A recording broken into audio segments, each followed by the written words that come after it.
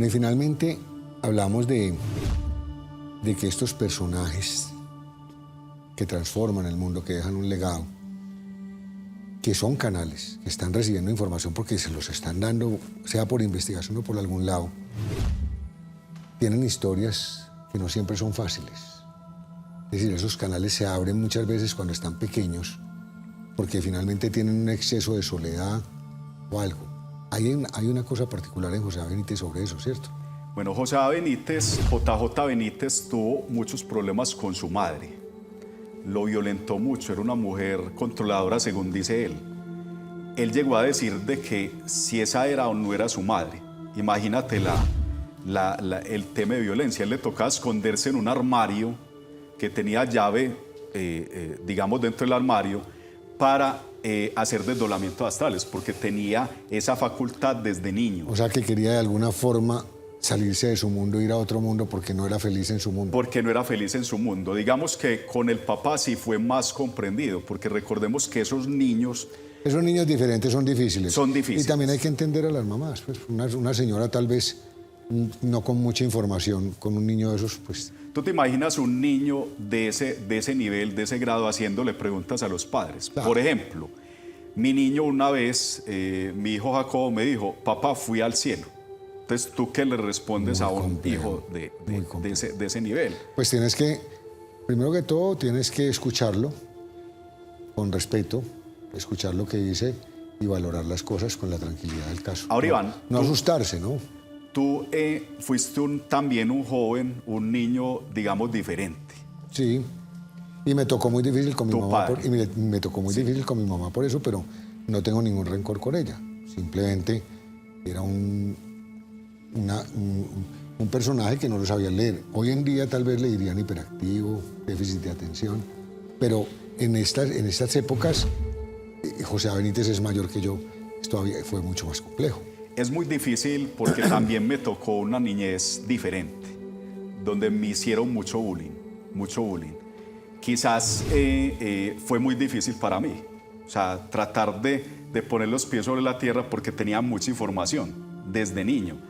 Incluso te cuento una anécdota. Yo recogía libros entre todos mis familiares para poder tener conocimiento. Y los guardaba en una cajita, en una plancha, en un planchón de mi casa, en una terraza.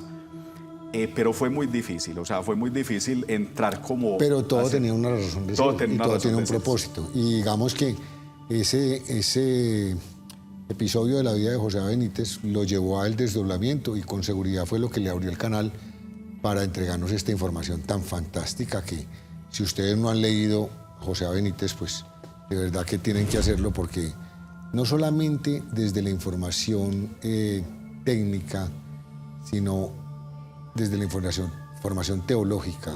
Voy a decir algo aquí. Cuando uno lee Caballo de Troya, tal vez una persona demasiado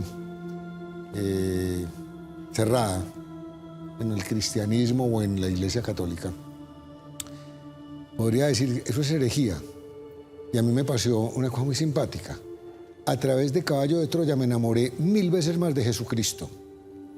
O sea, si me parecía fantástico en el Sermón de la Montaña y en muchas cosas que lee uno en la Biblia, cuando uno se sienta a leer Caballo de Troya y a observar cómo el mayor, ¿no es cierto? Porque el mayor, el primer viaje en el tiempo que tiene, llega al tema de la resurrección, ¿te acuerdas? ¿Quién fue el que resucitó?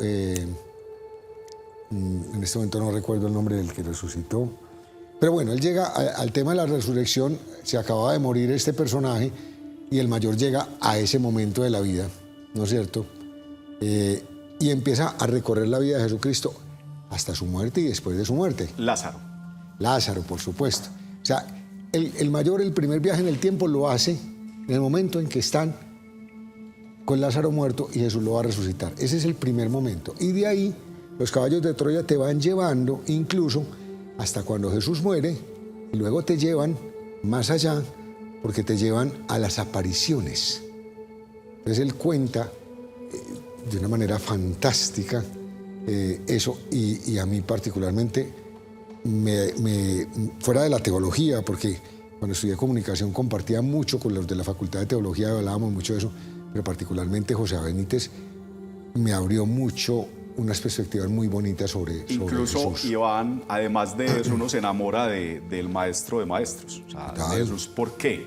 Porque él lo pone como un amigo, como una persona que ríe, que llora, como un poder hombre Dios. O sea, él lo describe de tal manera que uno se enamora del Jesús verdadero, no el Jesús muerto que nos han vendido por muchos años en una cruz, no, sino del Jesús verdadero que vive y que no solo vive, sino que ríe, que canta, que hace chanzas, o sea, que jode, que mejor dicho, un real Jesús, hombre Dios. Y les voy a compartir la parte que más me encantó a mí de todos los libros que alcancé a leer.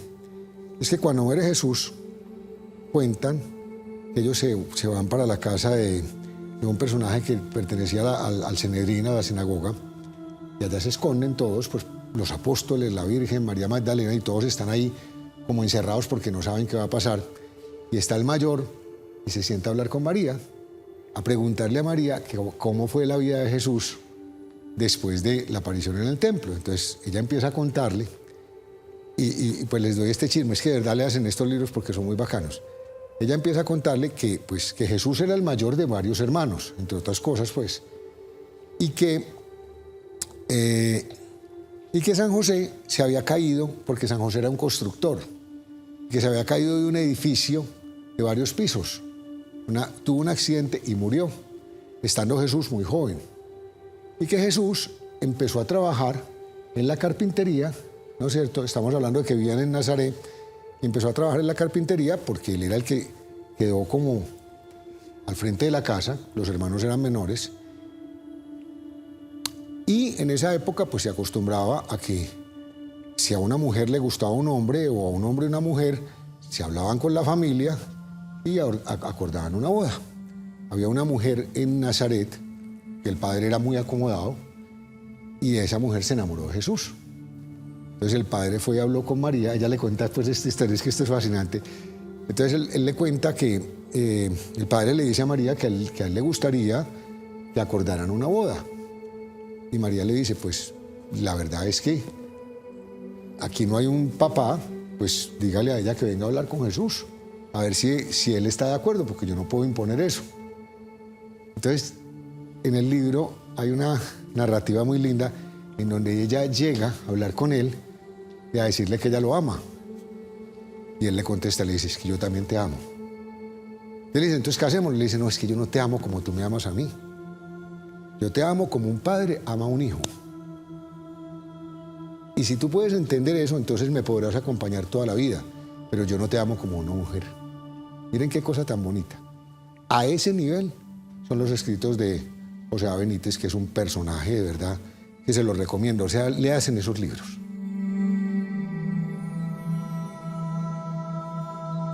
Pues la infancia de las personas que les gusta este tema paranormal, yo lo quiero llamar así porque es más allá de lo normal, de lo que sabemos que es normal. La infancia siempre ha sido muy difícil, a todos nos tocó un padre demasiado exigente, demasiado riguroso, a una madre también muy castigadora, y entonces lo único que nos dejaban era soñar.